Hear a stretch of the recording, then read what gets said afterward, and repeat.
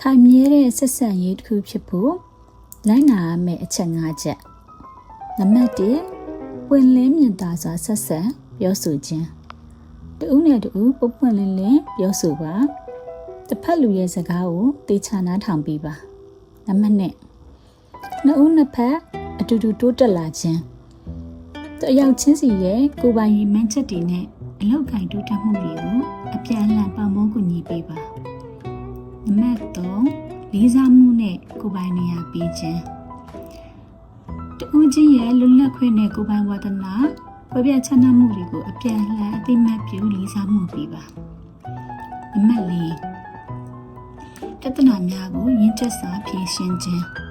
ဘောရကွဲလွဲမှုတွေရှိလာတဲ့အခါအပြစ်တင်တာမျိုးမဟုတ်ပဲတည်တည်ငြိမ်ငြိမ်နဲ့အတူတူအဖြေရှာပါနံပါတ်5အချစ်တွေကိုအမြဲအသက်ဝင်နေစေခြင်းတူပေါ်တူကျေးဇူးတင်တမိုးထားကြောင်းပြတာပါ